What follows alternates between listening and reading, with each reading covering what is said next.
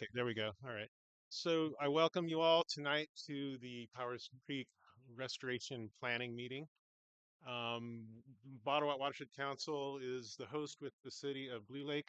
We're also here with the engineering team, SHN, and Northern Hydrology Engineers. And we welcome you all to participate in this conversation. We're going to have presentations, and you can raise your hand for clarifying questions. I want to start by going around the room. We have a lot of people here, so I'd like you to just state your name and whether you live alongside the creek or in the floodplain, or you can say both. So we will, yeah, you want to bring that mic around? That should work. Okay, let's start there. Um, I'm Karen Barnes. This is Marty Schwartz, and our property, Powers Creek, um, goes at half of it, and we've had issues with flooding in the last 2 years, and it's been an ongoing issue, and we're really excited to see what the presentation is and what we can do about it. Great, thank you, Kathy. Where we sit. And let's just keep going around whatever direction we want to go. Okay, counterclockwise. My name's John Murray. I don't live by the creek. I play pickleball on the courts and they get flooded. But I know a lot about hydrology and I used to work for the county. I'm an engineer and at my age, my number is lower than all of yours. But anyway, so I'm interested here because it might apply to other places. Thank you, John. Hey there, my name is Marnin Robbins, and I live, I don't know, about 150 yards stone throw from the creek. Thank you, Marnin. I'm Trevor Eslow, and we lived right along the creek, right across from the horse arena. So we had some floodwaters last January. So Yeah, thank you, Trevor. experienced it. I'm Roxanne Rothery. I live in the floodplain, and we've had floodwater in our yard at least twice this year. Thank you, Roxanne. My name is Austin Marshall. I do not live in McKinley, or I live in McKinleyville, not here. And there's a similar situation, but not as severe with Norton Creek that runs right through the front yard where I live. Thank you, Austin. I'm Rose Jonathan, and I do not live in the creek or in the floodplain. I have been a member of the Ottawa Watershed Council now for about 4 years. Thank you, Rose. My name is Michelle Lewis Lusso. I do not live near the project or the creek, or I live in another area of the town, but I am part of the Blue Lake City Council. Thank you for Happy to being here tonight. I'm Dana Silvernail. I live up on 3rd Avenue. We never get flooded, so we're fortunate. Thank you, Dana. Okay.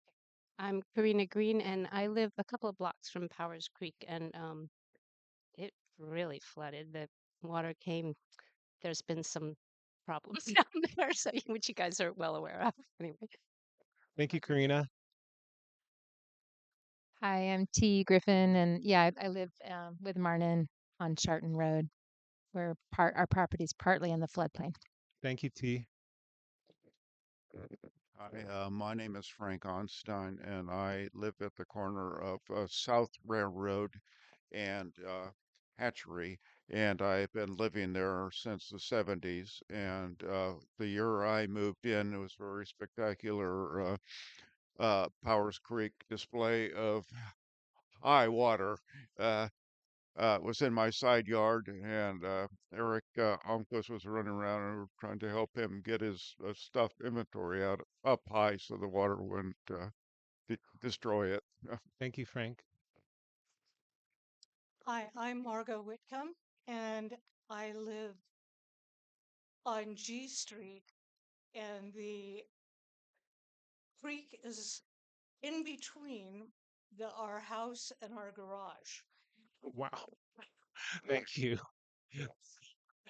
You're in it. Is over the creek. A river runs through it. I'm Kit Mann, and next to me, the Glens. Between us, we have the longest private frontage on the creek in Blue Lake. Thank you, Kit. Hi, I'm David Glenn. In January of last year, um, the creek was the water on my property was about 4 feet deep in the backyard and about 6 or 7 feet deep in the front yard. Thank you, David. I'm Lynn Glenn, and I live there too. Thank you, Lynn. And we'll keep going back to the crowd because there's a few people we missed over here, and then we'll do the group of people at the table up here. Want to get everyone to introduce themselves. I'm Elise Scafani. I'm also a member of the city council. I live on the creek that runs along railroad, and I flooded last year for the first time in 25 years. So that was not fun, and I'm interested in what's going on with Powers Creek. Thank you for being here tonight, Elise. I'm Tim Broadman. I live in Fieldbrook, and I'm an active board member of the Bottlewatt Watershed Council. Thank you, Tim. And we'll start here with Mike.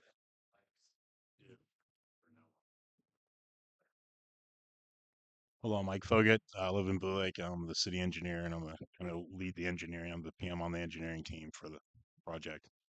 I'm Dave Farrell, Ottawa Watershed Council. Don Allen, Ottawa Watershed Council.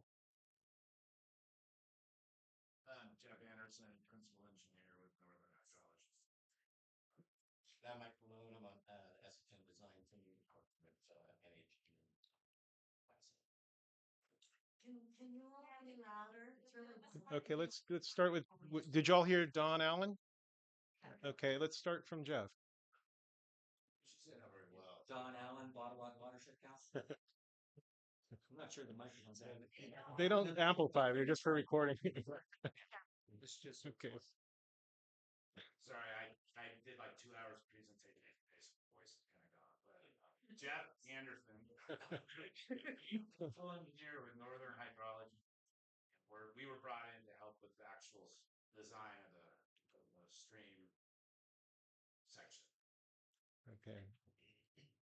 And Mike Malone with SHN on the design site. Gary Reese with SHN. I work as a consulting city planner. Joseph Saylor with SHN. I'm the biologist doing the planting plan. I'm Rose Patnod. I'm a senior water resources engineer with Northern Hydrology and Engineering. I've been working on the design for the channel. I'm Mandy Mager. I'm the city manager for the city of Blue Lake. I'm also a Blue Lake resident, and my family actually used to own the Glenn's property, the Eslo's property, and the Mann's property. So we're very familiar with the creek and have spent a lot of time as a kid playing on it, fishing it, and excited to see the creek get returned to some semblance of its natural habitat. So. All right. Thank you, everyone, for being here. I really appreciate everyone who helped get the word out to the community to make this a successful meeting. You look around the room, this is the community that is shaping the future of Powers Creek. And the primary goal of the project, I'm going to read it straight from the grant. Powers Creek Restoration Project will plan the restoration of 2,950 feet of Powers Creek to improve salmonid habitat, reduce the frequency of nuisance flood events, and engage the community in the city of Blue Lake. Well, here we are, folks. I'm going to go ahead and jump down to the meeting ground rules just to help us go along. We all know these rules. We use them all the time, but sometimes we need to just kind of be reminded. So we'll start with listen to presentations. We have a couple of them tonight. Raise hands to be recognized for clarifying questions. Stay on track. Keep comments or questions on this project and work towards win-win solutions and respect all community members. Real simple, 5 rules. I'm going to hand it off to Rose now to get going.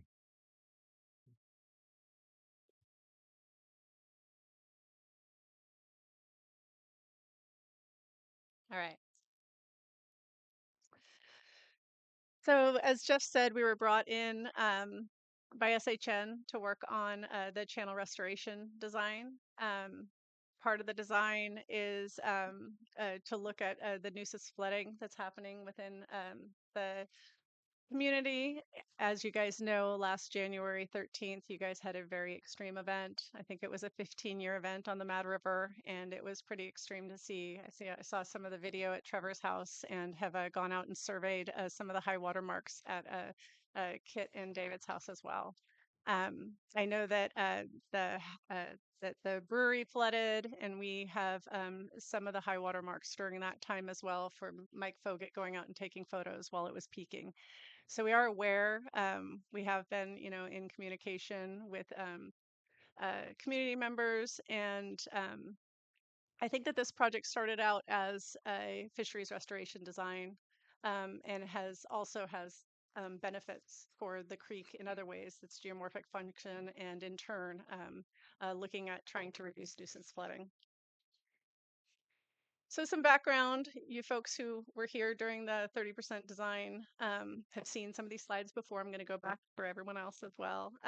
Lower Powers Creek was actually, do we have a pointer by any chance? No? Okay, I'll just kind of point up here. Lowers Power, I'll just, yeah, that's all right. Take this. I can take this with me, it's all right. This is cordless. Lowers Powers Creek historically came down and threw into the North Fork of the Mad River in this direction. In 1941, you can see that the creek was channelized across what was soon to be a log pond, and moved further downstream into the river system. The river itself used to be braided. It was completely different than it is today. So there's a lot of different things that are going on with Powers Creek for why it would be flooding like the way it is right now. The blue line is the 1941 channel. The red line is approximately the present channel alignment. You can see that it is a lot more channelized, as that it's been straightened, even from the time that they moved the channel down the stream. And, that's largely that people develop in the floodplain. And we all like to, be in the nice flat, you are awesome, thank you. In the nice flat, loamy soils of, the river. And by doing that, we encroach upon the creek, and then the creek, has to be channelized to be able to accommodate, people living there. Here's a picture from April 9th, 1947, shot by Schuster. You can see Applewood Lane, which goes down to huh? Sometimes they don't put the screens. Oh, okay. Didn't exist. Okay. Applewood didn't get until. Well, then there was a lane that was not Applewood Lane, which is approximately where it is now. Okay, thank you. Um, which has been developed since then, but you guys are aware of the location. To just kind of orient yourselves, here's Hatchery Road. You can see that the creek was coming down underneath the building, and through here, there was a much wider floodplain. It wasn't as developed right at that culvert where it's coming out. Came into riparian forest, and this is where it was channelized. You can see that the forest was still intact. That's approximately where it was historically, but this is where it was channelized for where the future log pond can be seen. Oh, in front of their house. Yeah, in front of their house. Yeah. So the channel was brought downstream on the Mad River. Historically, it came across the floodplain this way. It was filled. The log pond, this whole landing was created for, timber operations, and they developed a log pond right here. So, one of the things that we'll be talking about is the channel's bed. The channel bed being the gravels and the sand and the dirt that comes down the channel. And as you lengthen a channel, you give it it needs more energy for it to move its channel bed. So that's a sort of fundamental thought to think about when we change the way that a system works. Okay. In the late 1940s, Lower Powers Creek was realigned, channelized, and stripped of vegetation to make way for the McIntosh Mill. It has been in this degraded condition since and has greatly filled in with non-native invasive species. Joseph here from SHN, he's a botanist, and he'll talk about a revegetation plan, and he has a really great perspective in terms of like where the system, the vegetation system of Powers Creek is, and how it is sort of stuck, right? It's sort of stuck, and it can't really turn into cottonwoods and redwoods, what you would expect upon like a creek like this, being choked down with willows and Himalayan blackberry and some of the other species that have colonized there. So some downstream restoration work that was done, the Blue Lake Rancheria, through a tribal wildlife grant from the Fish and Wildlife Service, was able to restore a section of Powers Creek and put in a bridge across Gary Johnston's property. You also know as Pepe. What was there before was a concreted a bridge that held the channel. So there was a huge plunge pool at the outlet of it. I think it dropped like 6-7 feet, and fish couldn't get up there. They were able to rip out the concrete, replace the bridge, and open up Powers Creek for fish passage. Um, so the proposed fish habitat restoration project that we're working on will restore the creek from the new bridge up to the culverts at Hatchery and Railroad roads. That's fun to say. So here's another view looking downstream right after the project was completed. So our project goals and objectives that Dave went through, this is kind of another way to say it, is that we're here to restore salmon in riparian habitats in Lower Powers Creek and increase the abundance of coho salmon and steelhead populations in the Mad River. In addition, this project will improve flow conveyance and geomorphic function. Some of the objectives that we have is to improve channel morphology, create and enhance fisheries habitat, and establish a multi-storage native species riparian corridor. Yes, Lynn, can you wait until we're done with the presentation, my section, until we have questions? Sure, absolutely. So what do you need definition for? Sure. Geomorphology. Geomorphology is a study of the channel shape and how it changes through processes such as, like a flood being like an every year flood. So you have like 100-year flood. That's not really going to change the way that the channel is shaped. But you have an every single year flood or every other year flood. And when that channel fills up to the top, we call that bank full. And that bank full system carries a certain amount of bed load and suspended load, which is the rocks and the sand that are moving through the system. So geomorphology, fluvial geomorphology, referring to a river, fluvial, is looking at that process itself and how that system is changing. Geomorphology can be an explanation of a whole landscape. What we're looking at is fluvial geomorphology. Okay? Yeah. Thank you. So you guys know where you're at. This is your creek. This is Blue Lake. So here's Powers Creek in its existing condition. This was our 30% grading boundary. This is what we started with when we came into the project. We looked at the project and we said, okay, what can we do within this stream corridor? And we, kind of drew a line around it, did a grading plan, had 8 to 10 foot inset benches. And we had kind of like an idea, a thumbprint on a starting place of how to design this channel. Come on in if you want. There's still seats up here. Okay. Within the 30% design phase, we talked to the adjacent landowners to the creek, and we realized that that our project was encroaching in a way that they did not want us to onto their property. So we have adjusted our grading plan for our 65% design, where we have pulled in our project off of areas where we were asked to not cross over into people's property. And so essentially, these are the big changes that we've done between the 30 and the 65% design. It's a good song. um, some other ideas that we had, we were going to set back a levee into the horse arena so that we could put in a meander bend here. The city has kind of come back to us and asked us not to do that. The city's in the process of putting together an industrial park within this area, so we had to kind of sneak back over away from that. And then there's also a new bike track here as well. So our plan that we had in 30% was a little bit too large, which is, we were thinking big. So now we're trying to kind of scale back, but still have the system work. So this is what we're looking at. I'm going to be showing you guys gradation maps, which are kind of nice to see. These are elevation maps and it's a good representation of how things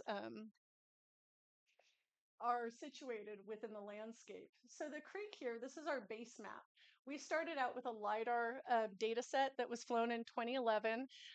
It was really great out on the floodplain, but within the creek corridor, we had points that were outside the riparian, and then the LiDAR points couldn't penetrate through the riparian cover because it's very, very, very thick. And so we also had like pretty good points right down the center of the channel where it opens up.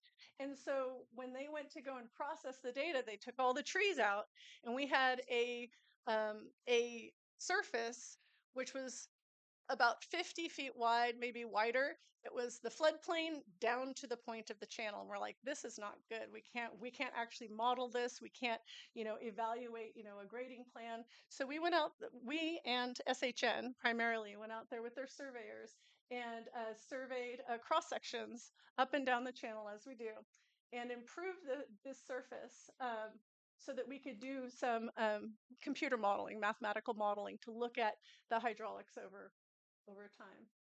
And here's our 65% design. So let me see if I. Yes. So we'll go through this. I'm gonna get right to it. So what we're looking at, some of the major features of this design, which you can't see on this level, I'll go through some cross sections so that you guys can see, and you'll look at the revegetation plan as well. Thank you. um, but essentially what we're doing is through Gary Johnston's property, where we do have a little bit more space to be able to put in inset floodplains. We are designing it as it was within the 30% design, where we do have 8 to 10 foot inset floodplains, pools, wood, all the bells and whistles to create, a very channelized, but as good of a channel in terms of fisheries habitat as we can do within a very tight system. Okay. As we come up into the top of Gary's property, as it crosses over into the city's property, we're putting in a large meander bend. This is the original channel here. This is the existing channel. There's an alcove here, and this is a vegetated medial bar. And this is a high flow channel. And so this is the type of habitat that fish really like. It has an area where, they can go off channel if the creek is rushing through, and have another area to kind of rest and have what we call refugia. So that is what this part of the project is right here. As it comes up into Kit and David's property, it's a little bit more tightened, but it can still transport flood flows and move through. We've put in a couple of pools where we can, but again, it's very, very linear and simplified through this area. Here's the bridge. This is the Eslos property right here. Again, we're staying outside of you guys' property boundaries, so that we're working within this area. Underneath the bridge, the city has water and sewer. We're looking at that as part of this project as well, as we're moving forward into kind of finalizing our designs.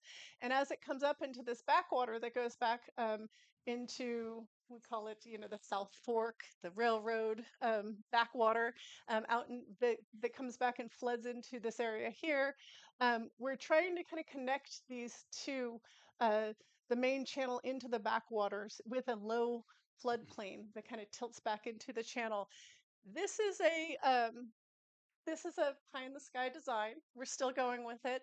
We're trying to work with the landowner to see whether or not this is feasible. And we're continuing to just move forward with this design as it is right now. Okay. So to look at that within you guys' landscape, you can see the aerial photograph and how this all kind of sits within Blue Lake. I put on the contour lines, which kind of highlight the pools within the system and kind of pops out where that medial island is. And I even have, yeah, I put back on the APNs, the parcel boundaries as well, so that you can see them in relationship to the design. Just a second, we're almost to the end of the presentation, then we'll take some questions. Thank you for holding, John. Yeah. So this is an engineered, longitudinal profile. What this is essentially is that this is the channel bed. And as we look at the bed as it is right now, we're looking at lowering the bed elevation of the channel, digging it out, digging it down. One of the things that we've been able to observe within the time that we've been working on this project is that at the culvert at Railroad Avenue, within the time that LIDAR was flown, and also Cal Poly Humboldt students went out and surveyed, so we have very consistent information. The channel itself has come up by a foot within that time. So what we're doing is we're tying into how it was in 20. So we're not digging down super deep up here. We don't want to create a head cut that goes up, in through, the upstream area. But we are bringing it down to a base elevation that we know existed in 2011. And from there, we're coming down, putting in a series of pools as we can. This big cut here is going into that meander bed, and we have a large pool there. And then there's a whole series of pools downstream of that. Okay. And just for clarity, the dash line is existing and the solid line is our proposed. So you can see we're lowering it. Yeah, we're lowering the channel. So here, these are what we call cross sections. Like essentially we're looking at the same thing, but across the channel, so that we can kind of see what does this look like across the channel.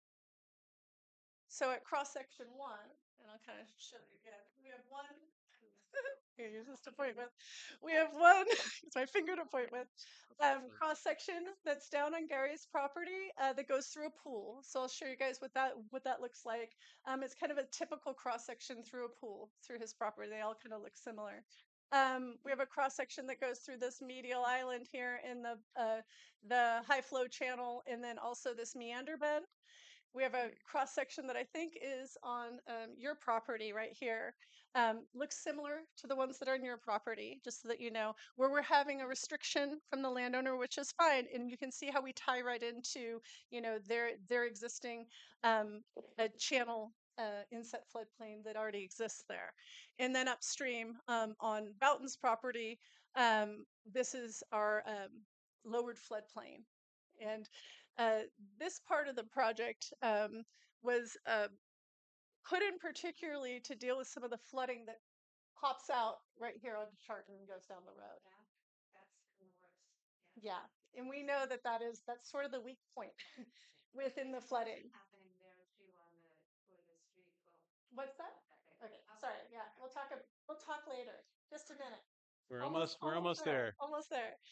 So here's the cross section that's down on Gary's property. This is through a pool, so it's a little bit deeper. Downstream of the pool, we have what's called a riffle, and it would be higher where the pool tails out and pours out into the channel. But you can see that it's deeper here through a pool. It's got inset floodplains, so that as the pool fills up and waters rise, it can flood within the floodplains here and not up into the active, like larger floodplain.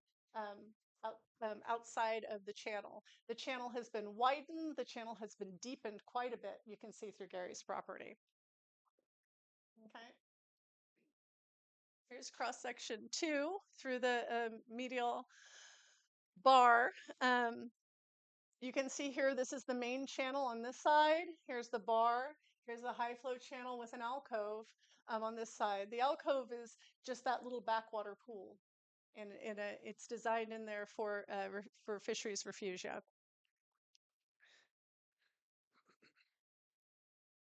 So here's cross section 3. This is on your property. We're tying into.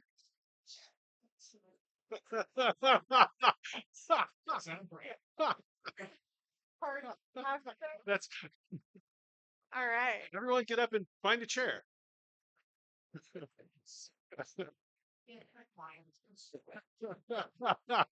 So good. This is so good. Okay.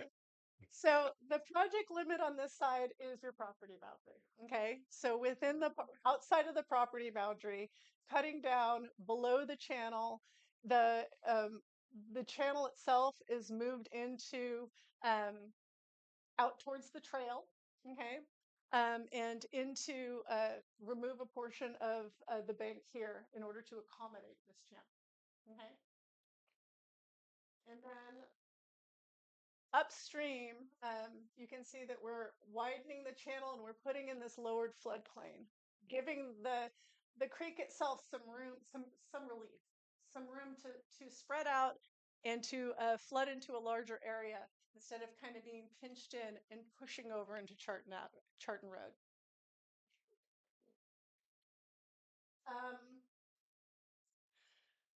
This is our surface volumes. Part of the project will be looking at where to where to place this material that is excavated. There'll be some vegetation clearing that will be more of duff and soil, and then the excavation that's below a foot of depth. That will be probably more like channel material. I could imagine that part of this channel is going to be very gravelly, and then probably there would be like a section that would where it has been channelized that may even just be loam. So we'll be probably looking at that as well. All right, I'm going to pass this over to Joseph, who is our botanist. Okay, He before works at the Joseph starts, SHN. though, let's have questions for Oh, Rose real quick. I know okay. John had his hand up, so I appreciate you waiting, John. And also, I want to recognize Rose's meticulous work that she's done. I mean, not just Rose, the whole team, but she knows where every stick is, I think, on every rock. It's John. The slide said 65%. 65%. Of 100% design. So as an engineer, we stop at different points in our design. We stop at 30%. We're 30% to the end. And we're going to look at our concepts. We're going to look at our design, and we're going to bring it back to the landowners. We may bring it back to our funder. We talk amongst ourselves. We say, let's look at our design and let's evaluate it. Are there flaws? Are there some critical flaws that will make this infeasible? Are there ways that we can find solutions and work other things into it? Like, this person doesn't want us on our property. Okay, let's change the design in the 65% design. 65 is a little random, I know, but it's how the system works. Mike Yeah. has So, Mike has some so additional John, information. part of the grant is at certain points of the design process, we had to do submittals. Yeah. So this is like a break. We did the 30%, the conceptual, and from that we got feedback primarily from adjacent landowners, kind of modified and tweaked the design. So, this part in terms of the model on here, we're close to the end of that. Now it's really getting into details, getting feedback from the agency. So we just submitted this package last week to the funding agency. Yeah, so it's on Jack Christie's desk at Department of Water Resources. He's the engineer there that's going to review everything. He'll send comments while we're also going through the permitting process. Yes. The grade, the slope, is steep as it comes through town. Then it gets flat. But really, Mad River is going to control it by the floodwaters down there. So is the floodwaters of Mad River really slow everything down? So how long is all this going to last, and is not just going to silt in because of Mad River? Excellent question. The location where the channel actually empties into the Mad River is full of fine sediment. And if you go down and you walk the channel all the way out to the mouth, it's full of fine sediment. It is a grade control for sure. It does control the grade. There is also from the project that was done with the bridge, there's an incision where it's down cutting right now from the bridge up through Gary Johnston's property. I've seen it happen over the last couple of years as the head cut is moving upstream. There are different grade controls within a channel. Channels are not like this. They have all these little kinks on them. Okay, we have an overall slope of the channel, which is 0.06 feet per foot. And then we have, different points where, maybe a log is set down and it's creating some type of a barrier and it's scouring. There's going to be different points within the channel that are grade controls. We'll be installing grade control as well. Like the bottom of a culvert would be a grade control as well. I don't think that we're dealing with that up until we get to the boulevard. Right. But it's a good point, though. You're absolutely correct that the base of the channel down at the Mad River is the grade control for the entire system. It doesn't take away what's happening internally within the creek, but there are limitations. You can't go there's usually like an angle of repose based upon the type of material that is within the channel bed. So we are watching an incision cut up right now. It's stopped. It's one location. It will probably continue on its own if we just walk away. It will not solve you guys' problem. If you walk down below the bridge at Monda Way over the pedestrian bridge, there's a lot of sediment that's sitting there. It's very, very, very flat. Okay. But again, part of our goal is to open up the channel and make it deeper, trying to work with the physics of the system to be able to create what we would call like a equilibrium where we can be able to move bed material. So through as well. I see Karina and Martin and Jeff has one comment also to add to Yes. this topic. And if we want to get into the details, John, I'm sure we can arrange a meeting separate to get further into the details. But for tonight, we have limited time. Yeah, one thing I'll add is this creek, like I've seen a lot of small systems, is it's been taken over through invasive vegetation, and that is probably the big driver for the sedimentation. Yeah. And so we're going to kind of reset the strategy, is sort of reset the system, including the vegetation. It's going to require maintenance, so we don't go right back to where we were. But like any, this is an urban creek, and it's any system, anything we build needs maintenance, and creeks need them too. And so this will be kind of a long-term project. Okay, I saw Karina's hand before Martin, so if it's okay going in that order. Okay. You guys just like waiting to ask it.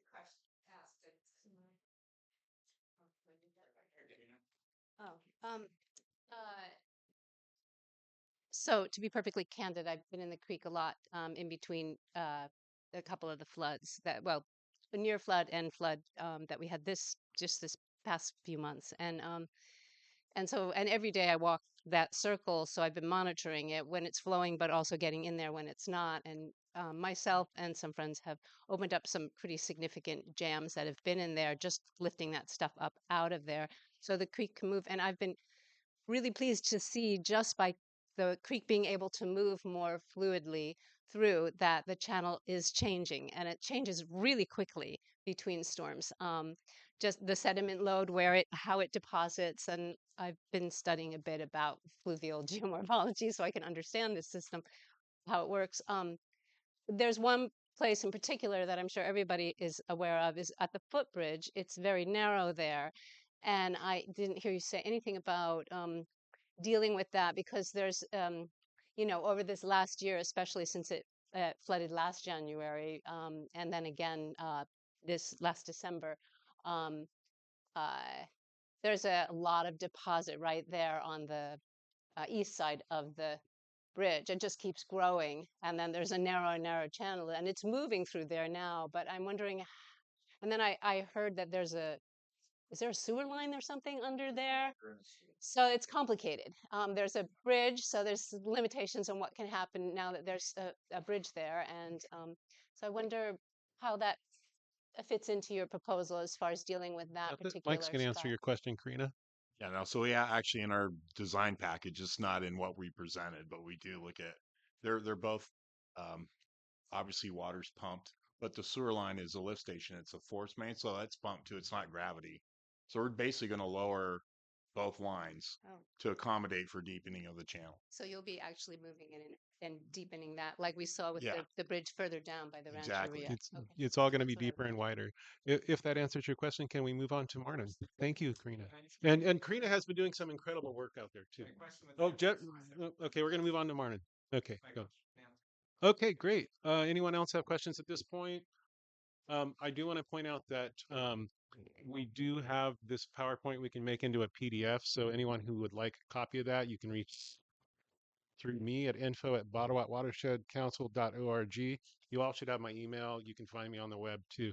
So Just add, if I could start, we see the sign up sheet around earlier.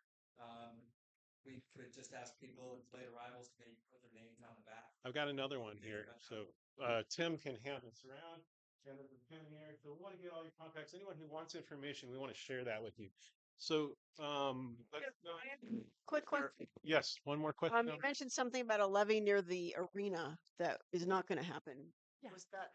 Was that to enable a widening there? We were when you first approach a project, you put in as much habitat as you possibly can, and then you deal with the restrictions and incorporate that into the design. The meander bend that was um, located within the 30% design would have to push back the levee into the arena. It has been removed to be able to leave the levee as it is. Okay. We really appreciate all the good questions and everyone's focused attention. We're going to turn it over to Joseph now. Everyone take a deep breath and let it go. Ah. Well, thank you all for being here. As I mentioned earlier, I did the revegetation plan, and we've touched on a few of the important aspects of why we need a good revegetation plan. Just starting with the existing conditions, the stream, as anybody who's walked it, is extremely choked with vegetation. Some of that is native willows. A lot of that is Himalayan blackberry. And what we see in these systems is the Himalayan blackberry uses the willows as a trellis to grow up and over and to spread, and then it sets its roots down and it spreads. Especially in intermittent streams where you don't have summer flows, Himalayan berry loves that. So we have a system that's very choked. Another problem with that is, like it was mentioned earlier, it's stuck. There's no room for seedlings of other native trees to get started. There's just such dense cover, nothing can grow through that. You don't have wildlife moving through there. It's basically at a stasis where Himalayan blackberry is dominant. And maybe you have some willow growth that they'll fall over and then they'll grow back over time. What that does, as was mentioned earlier, is it creates a blockage to water movement. Specifically, it captures sediment within this system. That's all based on the Himalayan blackberry. What also happens is that it then roots in that sediment and traps it in place. So that's where we're at right now. So we have two things that we want to do. We want to create habitat. That's like a big focus. We also want to create habitat that's not conducive for invasives. So here's the goals, and I'll just read them off for you. You can read them for yourself as well. But we want to establish a native riparian forest. Forest areas with shading, not good for Himalayan blackberry, not good for the species that are choking that channel. We want to put trees, shrubs, and forbs, all native, which will hamper the growth of invasives. Integral to making this thing. I'm sorry. Forbs like herbaceous species. Like a grass. Yep, grasses. Yep. So we want to make sure that we're cognizant of what kind of habitat zones we have on the stream. You can't plant upland species down in the stream channel or stream species up at the top of the bank. So designing this thing so that it mimics what we see in nature so that it succeeds. Oftentimes you see species put in the wrong places and then you have high mortality rates. We want to avoid that. Obviously, before we do any planting, remove invasives. As you saw in one of the earlier slides, we have a lot of material that we need to take out of there. About a foot of soil needs to be removed to capture all of the root material from the Himalayan blackberry. It's a very aggressive species. And we got to go all in to get rid of it. And then the last thing is we got to monitor it. You can do all this work and plant a bunch of trees and then walk away and they all die and then we're right back to where we were. So what we want to incorporate into this project is a long-term monitoring plan so that we have success. And maintenance. So yes, and maintenance. So part of the monitoring in it informs our maintenance. So we know what do we need to do. So here's a concept of what we would like to see. This should mimic what you would see on a stream of this size with the hydrology that we experience at Powers Creek. Basically, hardwoods right along the channel, and then a mix into conifer hardwood, and then conifers at the edge. We have to do evergreen species to keep the Himalayan berry out. So that's integral to the success of this project. And then we have the understory of primarily evergreen species, again, for the same purpose. Next slide. So here's the different zones. Like I was saying, we need to put the right species in the right place. Here are the zones that we have. They're mostly based on hydrology and proximity to the channel. That takes into account root depth, what can the trees handle, so we have a healthy system. Again, we've taken what you saw on the grading plan earlier. That's what we're planting. We have a few expanded areas where the city owns the parcels, and we're putting native plants in there so that we can enhance the habitat there. We're not doing any ground disturbance other than removing the invasives. We also are interested in having more invasives removed on other people's property if so interested, but that's another conversation. So existing conditions, we already kind of touched on this. Just wanted to show you this is a picture from the lower bridge at the very low end of the project. You got the willows, you got the Himalayan blackberry growing up into those willows. This is a response to disturbance. This type of habitat you see in like abandoned industrial sites where a stream is moving through and it was channelized. So typical along the coast, a response to disturbance. And like I said earlier, this is kind of a climax in these systems without an intervention of some sort.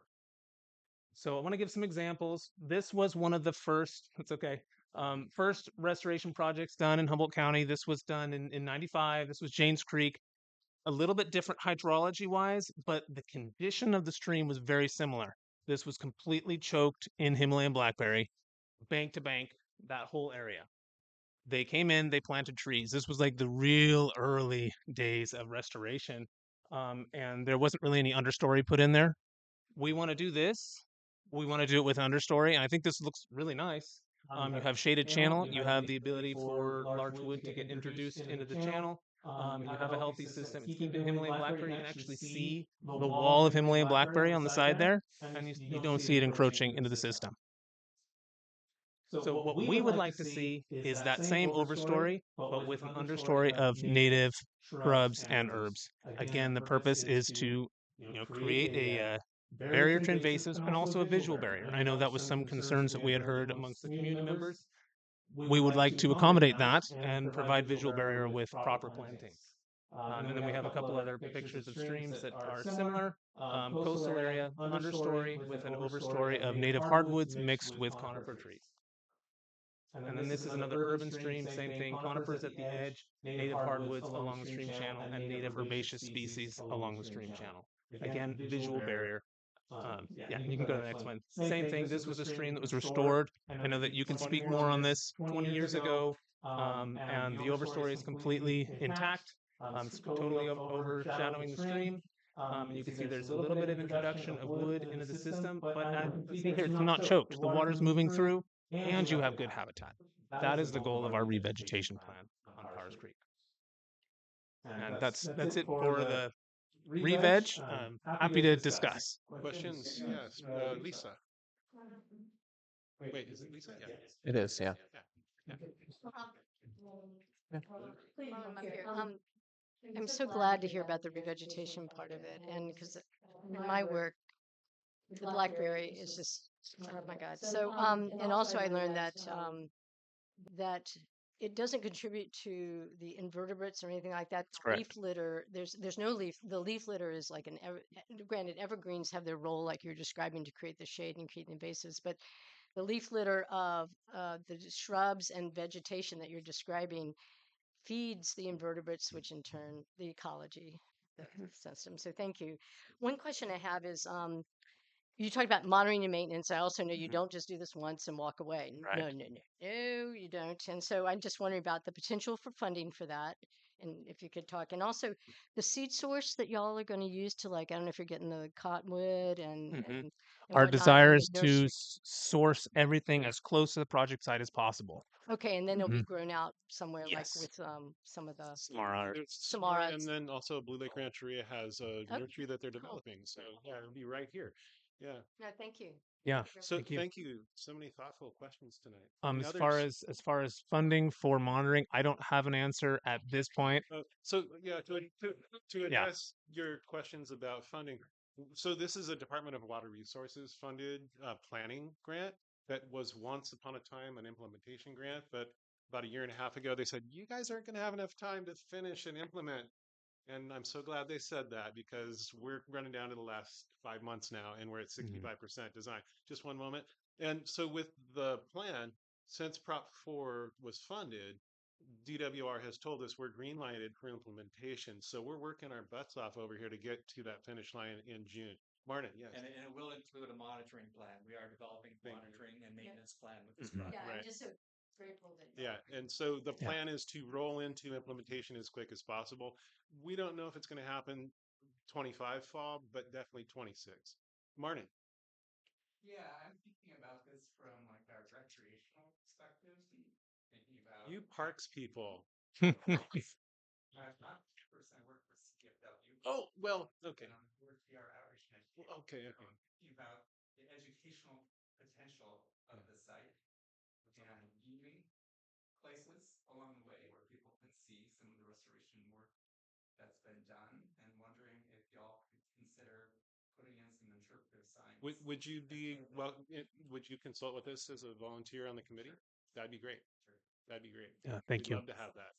It is part of the plan Yeah, that we have yeah. right now. But it'd be nice to have his It's, input. it's not an extensive interpretive sign plan, but we have at least a plan for one interpretive sign, at least to explain the project.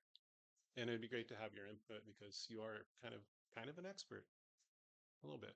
Yeah, Karina. Well, I was just wondering how you imagine the maintenance of this, because obviously it'll take many years as the overstory grows. It'll take 10, 15, yeah. And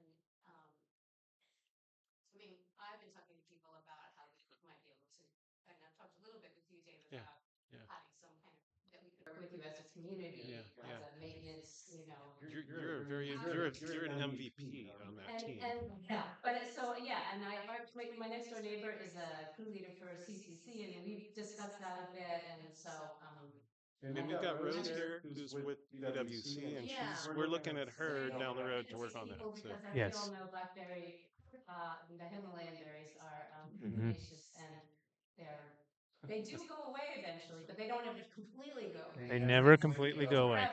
Forever. Yep. And building Yep. that into this community sort of repertoire of stewardship of this area with your, And that's key. What you're mentioning there is key, is getting the community involved. That's you guys. Yeah. Because the battle against invasives is never over. You might have a bird bring in something new Yeah, nothing's that going to needs to be happen addressed. without this group here. And just to Yeah. touch to your point, my first time I dipped my toes into restoration was in 1983 on Adobe Creek, which was a tributary to the Petaluma River. The project's still being maintained by the Casa Grande United Anglers, which we started back in 1983. So these projects, these urban projects, are very important for bringing everyone together. We're going to be working with the school here. Rose has already outreached to the school a couple of times. We're working on that. So yeah, it's something to bring us together. If I could just add to that, that was actually something that we specified in our DWR grant application, is that there would be community outreach, sorry, not outreach. Wait, that's the other meaning. Yeah. I'm trying to say outreach and engagement.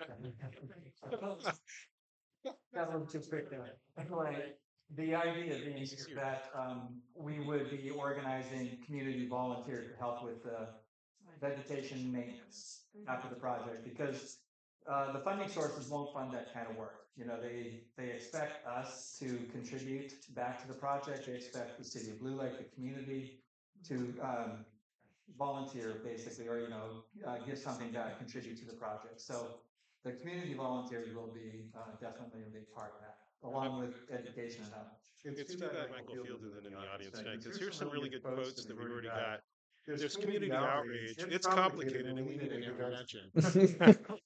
So there we are. Yes, Lisa. Oh, okay. Thank you. I forgot your name. Karen. Thank you.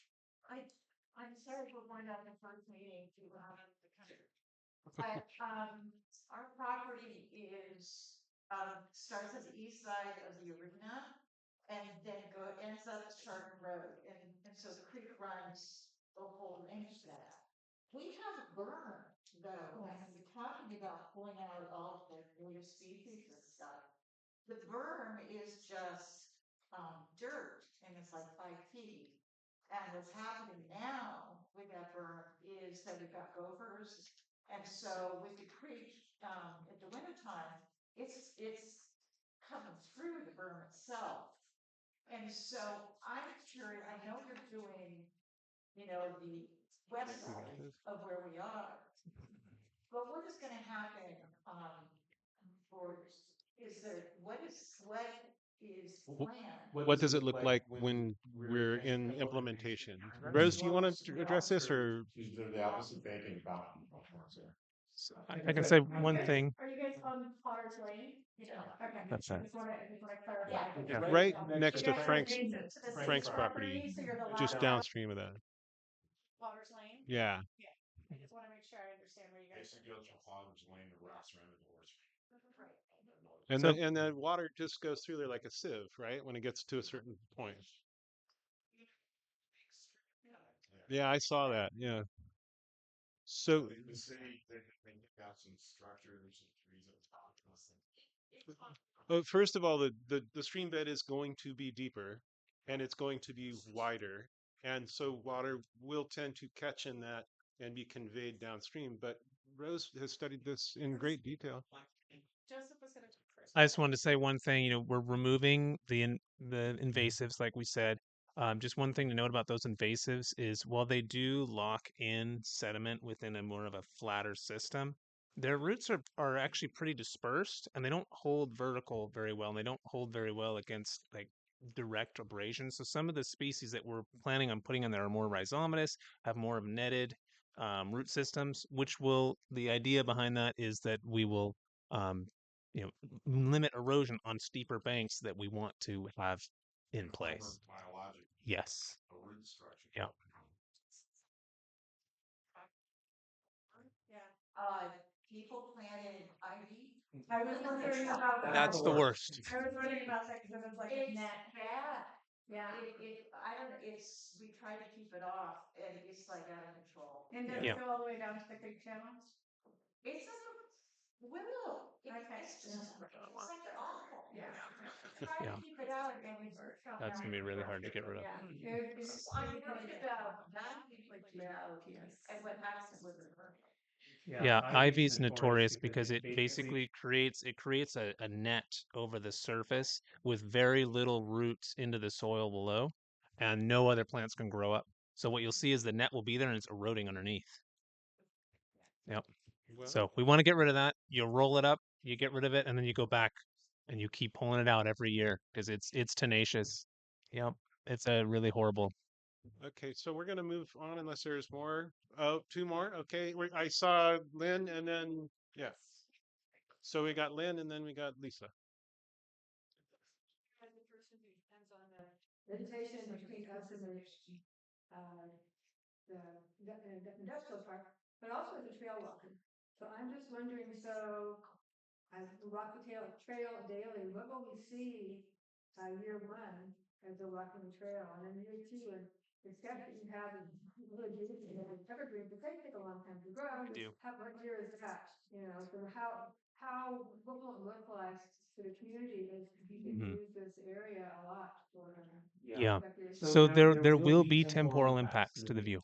Temporal is just like there's a time difference between what we see here. This is about year 10, year 15, somewhere in that range. You have a fence of about 6 feet on the far side there as a reference. So there are temporal impacts to the view shed. This project will be implemented in 3 phases, so it won't be just all gone at one time. So you will have a little bit of a break in that way, but there's no way to plant these trees and get successful growth with what's there now. It has to be removed. So what the best picture I can have here is we're trying to mimic like a big flood event coming through and just wiping the slate clean. And now we're restarting succession on this site. Succession is just basically a natural movement through different vegetation types on the landscape. Right now we're stuck, like I had mentioned. So we have to remove everything to allow these species to grow. Otherwise they won't. It's going to look like what you see at the downstream edge for probably 5 years. And that's, I mean, we're going to have a lot more herbaceous So species. David, I know that there was one other person. Lisa was next, I think. So we come back to David. I just want to be doing order. Oh, Mhm. Rose has more to add. Okay, all right. Guys, your property, one of the things that you guys are willing to remove invasives off of your property, then let's say that we start construction downstream in an area that isn't across from you folks. We could be looking at trying to phase a project, as we're writing grants and as we're trying to get the funding, that if you guys are agreeable to removing the invasive species off your property sooner, then those trees at your property and the shrubs, the twinberry, the myrtle, the things that are hard to see through, can be released sooner, so that as we're breathing along the edge of your property boundary, you guys already have a thicker screen. Okay, so that is yeah. The trail walk. walk, or what will you see? What will the community should be they be Yeah, understanding? they probably will see the creek. Yeah, You will see the you'll creek. There's gonna be people. grading Yeah, it's gonna happen. baby plants. And Okay, one so thing is we're not going to have bare dirt. There will be I see native Lisa's back. Lisa's seeding next. on the whole site because Got you. But we don't want after that. Lisa, you're next after. Oh, so it's Lisa, David, Roxanne. Okay, Joseph, Yeah. what are some of the tools or mechanisms that you're going to use for, let's say, the blackberry, and there's also some, besides the ID2, because I didn't know about maintenance, whether it's manual or heavy equipment. Fifth graders from the middle. No, just kidding. Just, Yeah, because you did mention the need to go down Yep. into the soil to get some of the chlorophyll. yeah. So the method for future like maintenance of the site there's different ways of removing Himalayan. We'll probably know more as we see how this thing is doing. So if we have like big reinfestation problems going on, we have to use different methods. And if it's like a couple of individuals here where we could send some fifth graders out there, not saying that we will, but That actually, I wasn't joking. They are going to be part of the okay, plan. fifth Yeah. graders pull away. Rose has been working with the school. We've had them out before, and there'll be community. You have to get the roots out. Rub those roots out. Mhm. Yeah. Manually, it's still, that's why I wondered about the use of Yep. possibly having Yeah. but it isn't a riparian, so I mean that raises a lot Right. of questions. So a lot of that will be further investigated as we see what problems we have. All right. So A lot one, of geotechnical fabric that you can also use to control some of the cases. I think they use that at Prairie Creek, right? Yeah. I tried to use it at Pass Flat, gas, blackberries coming up to it. Yeah. Okay, David, I think next. Okay, my question leads off of what Karen was talking about, the berm. We have a berm that runs down ours that was created back in the 40s, late 40s. And the berm is constructed of rock about yay big, and there's quite a lot of them, so you've got a structure, and then you have what's developed on top of it is a little layer of dirt, and then this duff layer over the top. So this year, after the flooding this year, I've been in there trying to do sandbagging and trying to build up, because I was able during that flooding to get out in there and kind of identify where the low parts were. But I'm thinking long term, my solution isn't very good. That it somehow it needs to be, I need to have a different structure for that berm over the top, because I can go in and I can clear it down to what looks like good to me. I put the sandbags over it, and if the water is up there within a few inches of the back, it's coming through the thing, because those rocks, the large rocks, and the duff that's in there is forced essentially to water at that point. I have a question. So they're not really controlling. So maybe this isn't exactly a place we should work about this. I think this is outside the scope of the project. Is it? No. No, is it? Yeah. No, it's not. So Well, it's outside the project boundary, Okay. but it's not outside the scope of the project. Go ahead. Okay, so let's see. What does Jeff got? Well, I was gonna say that, I was listening. This is an urban stream, I said that earlier, so we have to be really careful anything we do. The goal here is not to increase flooding, it's actually try to make it better. And so, if you saw on the slide, we have 40,000 yards of dirt to deal with in this project. So, trust me, we can build berms on people's property. Yes. Okay. We have to be careful that we don't turn it into a flood control project. So we have to be really cautious of that. But we have opportunities to enhance areas, to get rid of your rock and build something that would actually function and replace it. So I just say, we have those opportunities, and it'd be a great opportunity to get rid of some of this. Yeah. There we go. Because otherwise we're going to send. So we can talk. Yeah. So I'm kind of asking, if I was to try and do it in a way that does integrate into the project and doesn't cause conflicts there, kind of. So, I could get a little guidance of so that. like Dave and Kit, we could, and even Karen, we could talk offline. Let's have an offline. We could talk conversation offline, about because this. what we did from the last Yeah. meeting at 30%, we moved the grading back, so we're not grading on your property line. Yeah, We're doing that's so let's daydream to the where we're at. But I do want to respond that even though your property is outside of the project boundaries, the project itself is intended to, by lowering the creek and opening it up downstream, it's intended to have more flow conveyance. Yeah. Okay, so hopefully that will alleviate some of these issues. And it sounds like there should be coordination with some of that. Soils that are removed from the project could be coordinated and allocated for other purposes down the road. Yeah. Yeah. So let's move on to Roxanne's question. I was wondering to what extent the restoration is expected to restore year-round flows, or is it still going to be seasonal? Is that projectable at this point? The channel, yeah, let me try to get. We're going back to 2011 elevations. Thank you. Do you think that'll restore year-round flow? The channel itself and the main Yeah. channel here is intended to pass, I think it's a 1 to 1.5 year event within the channel in its inset floodplains. Okay. We are going through the 65% design modeling right now. I don't have results for you guys at this point. I will at some point in the future. When we did the 30% design, which was bigger, we had to squeeze it in. We were able to contain a 5-year event within the channel, which is huge. I mean, it's a lot of water. My guess is somewhere between the 2 and the 5-year event would be able to be conveyed through this channel, which would alleviate some of the flooding. I think she's asking about the creek having Low flow. Yeah, like during the low flow or dry season, if we're going to have like get down to Because you're bed, we're digging not getting down, down to original bed. and I think the groundwater's fine. Right now, if you walk it and folks have walked it, you see pockets of gravel and you'll see a lot of fine sediment fall out of the sands. Given what we're likely to do,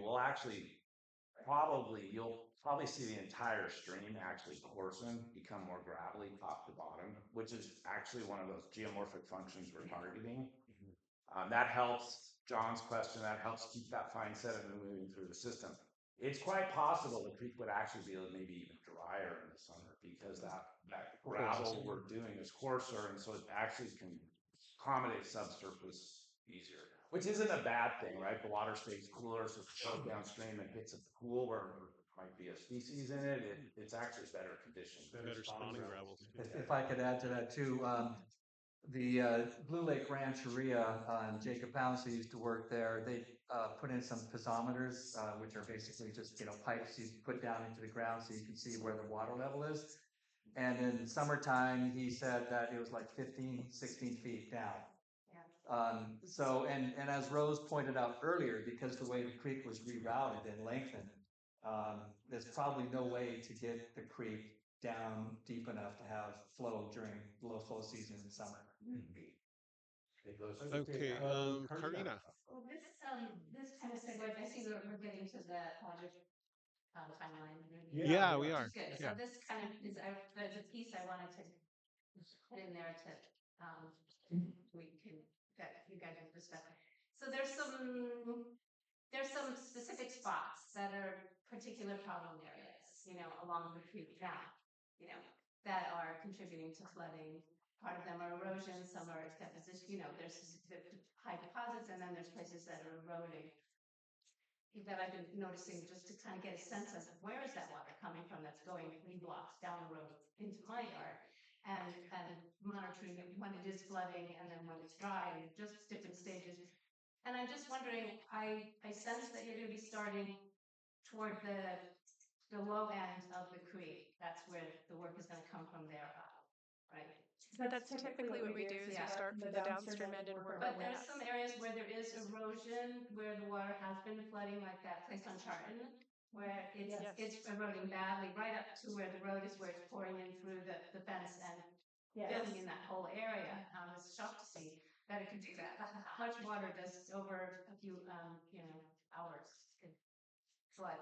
And so I'm wondering if there are areas that you might target as you're moving upstream, but that are further up from where your focus is, to look at as far as just enhancing the flow of food.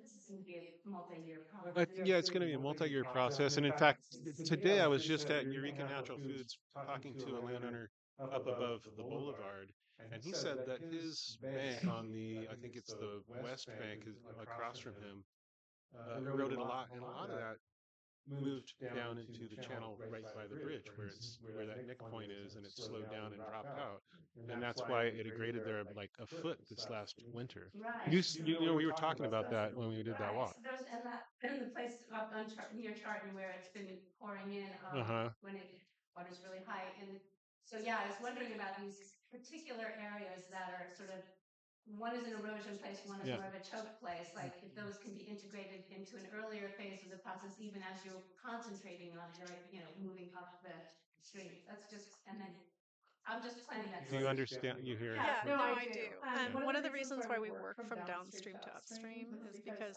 the channel itself has grade control, like we were talking about earlier. We can dig a hole up here, but if the channel's sitting like this and we don't lower that channel, then all we have is a hole up here. Okay, so if the channel is fixed down here, if we don't lower that channel first, then we can't help the area upstream. So we can, try to do a project up here and meet it. I mean, we do that sometimes when that's the most feasible thing to do, but the channel itself is not going to be functioning. All it's going to be is essentially like a sediment trap. So we kind of like, we dig out sediment traps. It'll just trap more sediment as it's coming through. If you lower the channel downstream, then it can flow all the way through. What about with erosion areas where the bank is Okay. I would, if you want to provide us some of those locations, then we can be more aware of them as we're moving forward. I mean, I probably have seen some of them, but if some of them are recent from this year's flood, then I probably haven't seen them.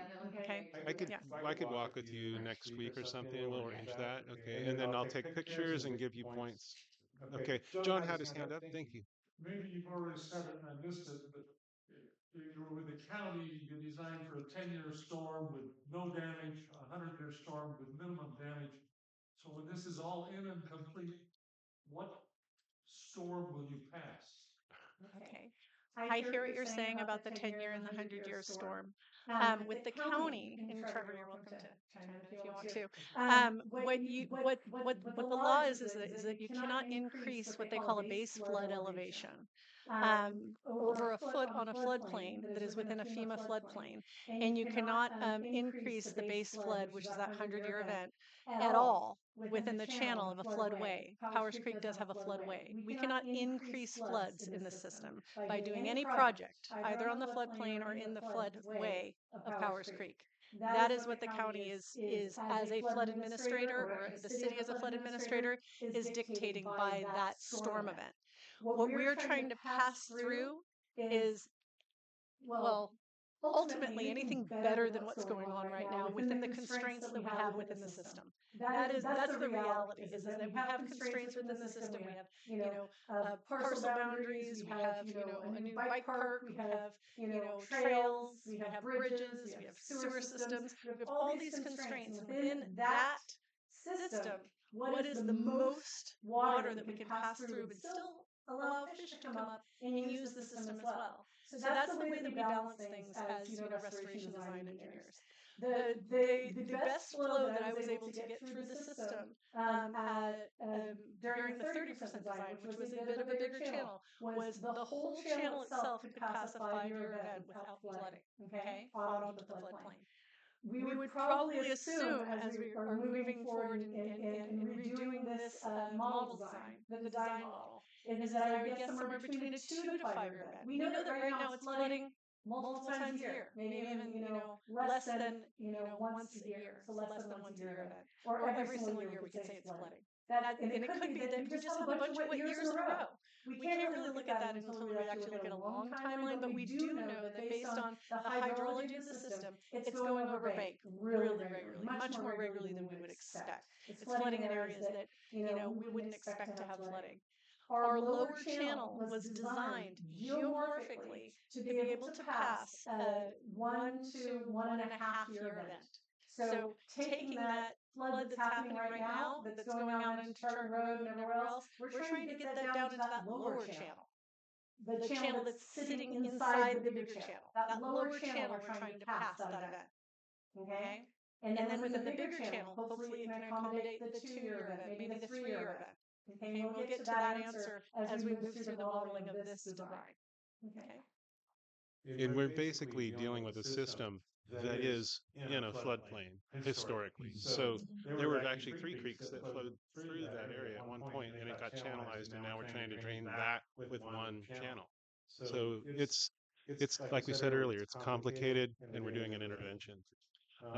So if we can move into Gary's presentation now, if there's other questions about the aspects of design and hydrology, we will follow up with you if you reach out to us, and we can get you a PDF of the presentation so you can study that and look at the design yourself. Gary, I'm recycling the slide. Yeah, it's perfect. It's all good. I'll start there. Okay. Justin, is this a good location on here? Okay, cool.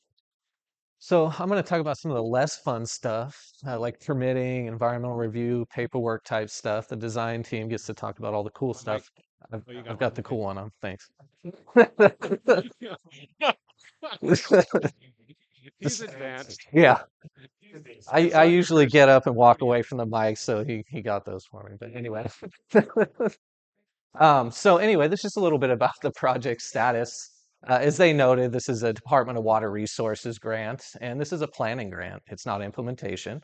So that's design, what they just talked about, in the permitting and environmental review, which us planners work on. I see you taking pictures. This will also be available as well if you guys would like a copy.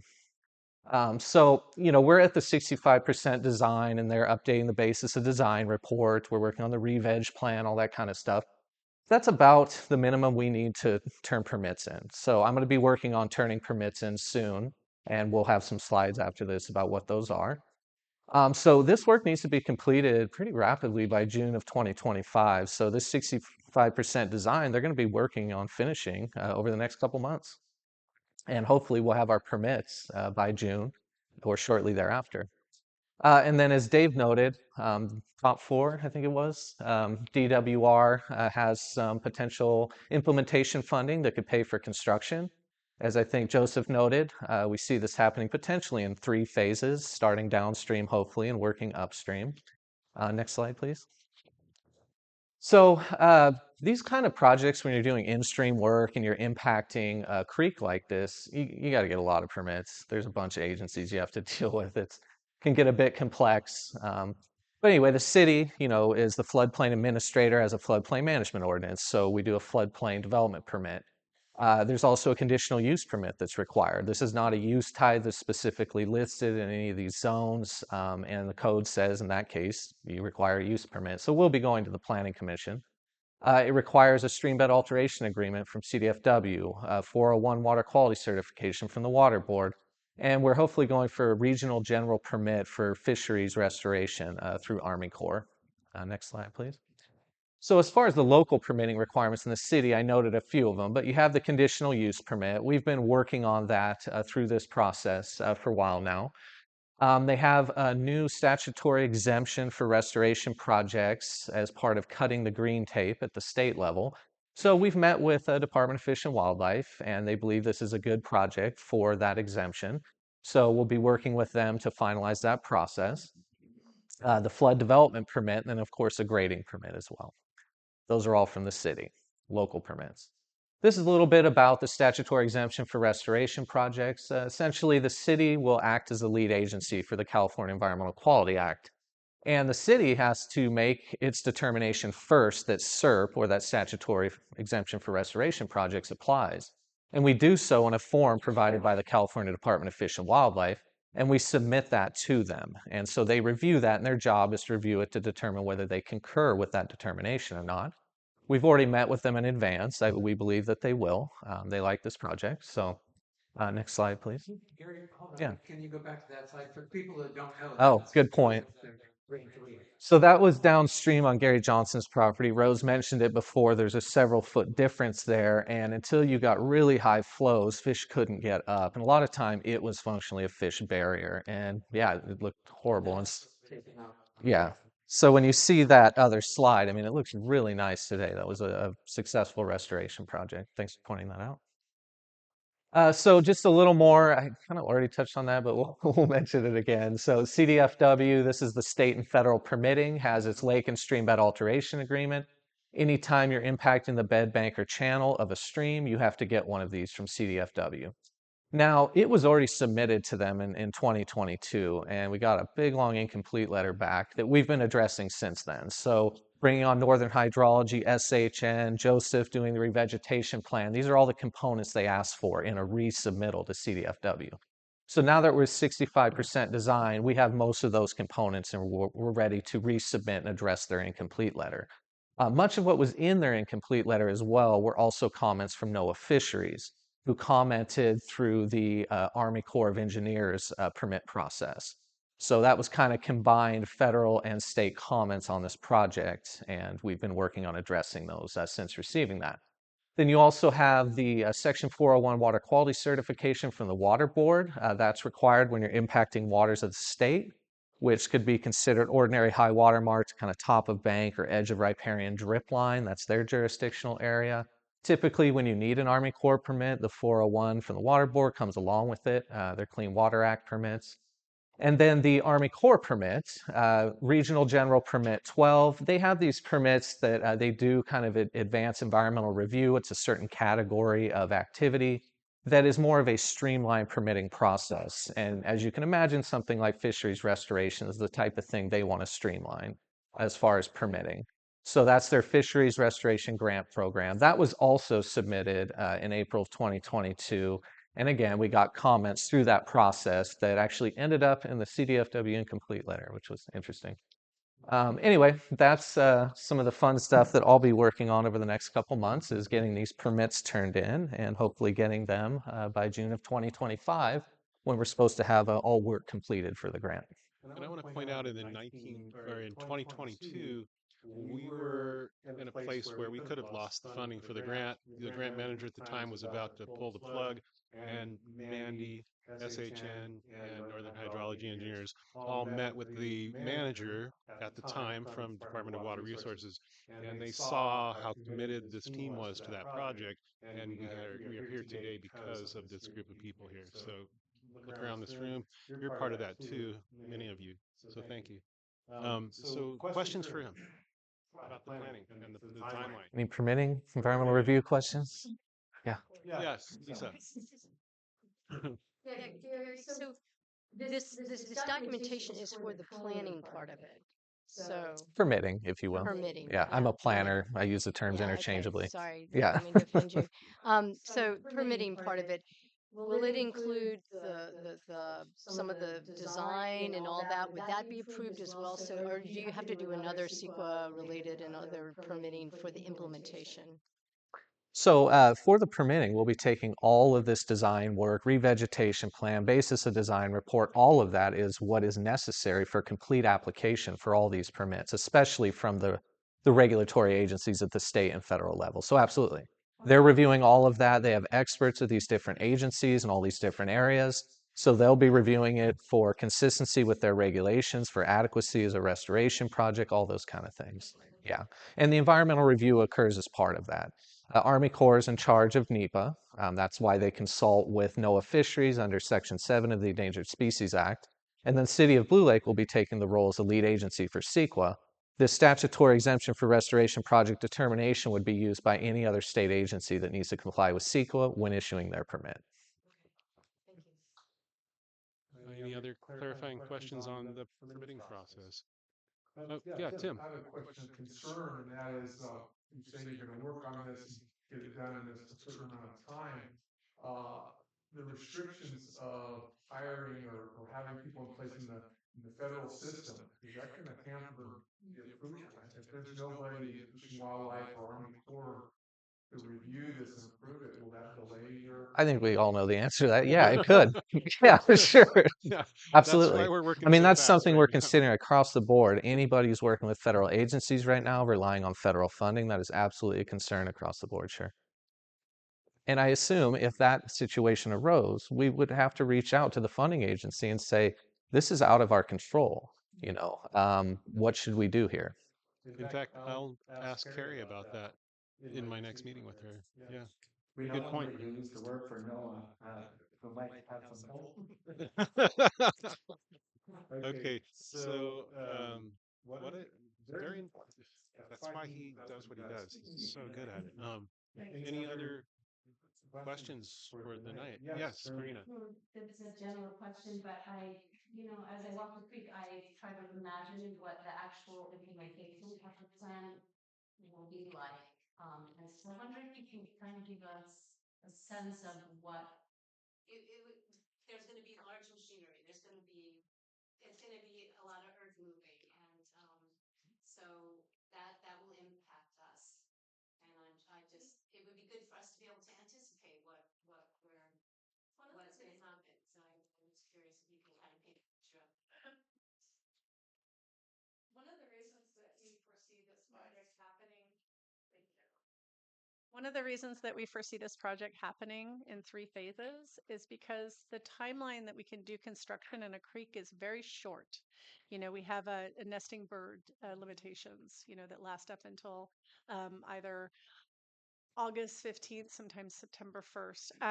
And we have rains because we live in Humboldt County, right? So we have a very, very, very short time window. And so when you're talking about construction impacts, it's during that window and then buttoning it up. And then to the next year. Right. So I think that when we are, considering construction on a creek, you consider it's construction during this time, and it's go time for us who work within the restoration field. Is that like, okay, this is our construction period. What projects do we have, and what are we going to be getting done this year? Right. So, I mean, just even thinking about the machinery that needs to get into the creek, So yeah, there will be. That's what I'm trying to. Yeah. There will be. It is what it is, but it's still.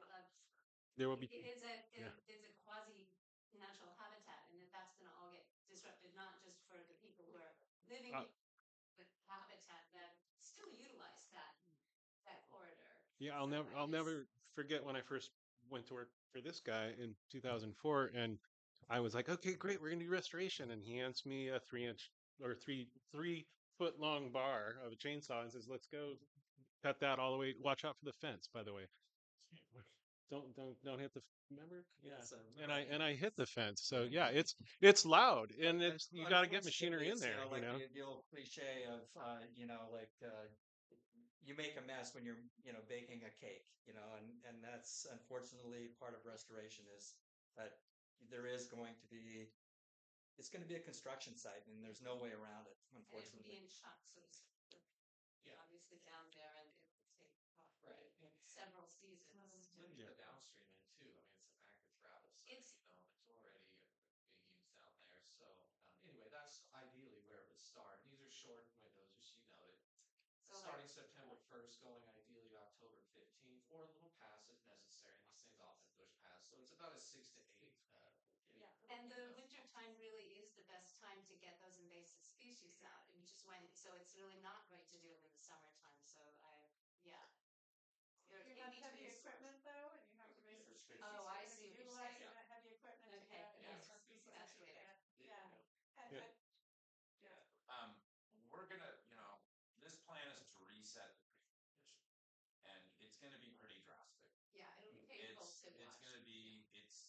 I've been doing this for 35 years, and I can say 30 years. I can just say your best way to do it is to get in, get it done quickly. Kid gloves and this stuff just actually makes a bigger mess. And we're better to just get in. Trees, do it right. Trees grow faster around here. Vegetation can come in quick. So yeah, it will be a disruption, and that's the nature of what this. And if you look at the phases, there was I believe about 1,500 linear feet of stream channel in phase 1, about the same in phase 2, and 600 or something like that in phase 3. So it'll be 2 big phases and then one that's going to be about half of those phases. Good question though. And also just remembering that the inland library, what's out there now, it's not good like wildlife movement corridor. We're really hoping that, it's like you said, kid gloves on it, it's just gonna go along with problem. We have to get in there and clean it up. Right. I was just imagining, Yeah. just the community to know like what are we in for? Not that we're up in opposition, but like it's good for us to be prepared. Like, okay, guys, this is gonna be It's going to be disruptive. Yes, I see a hand. Yes. Because we have so much property that is along the creek. About planting now, that things that we could be doing now, by the time you get to our spot, that it's not so crazy. Yeah, I'd be happy to talk about that. I'd be happy to talk about that with you, because that's the best way to avoid these impacts is to do some planting now, so that in a few years, yep, And, yeah, and we also have a board member who has a crew that can do those plantings. In fact, I think he did some on the man's property and on the Glen property, and he's got a good crew of people that can get in there if you need that kind of help too. So and we have the plant list available. You know, it's something we can give you. You know, if you're like, well, what should I plant? We can get that for you as well. um, or you can email me either way. Yeah.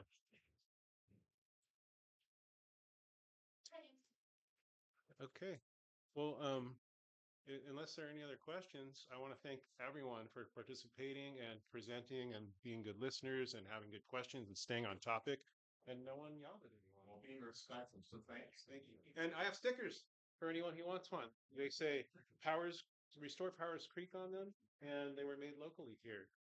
So that one's on your way out if you want. Does anyone still call it Dave Powers Creek?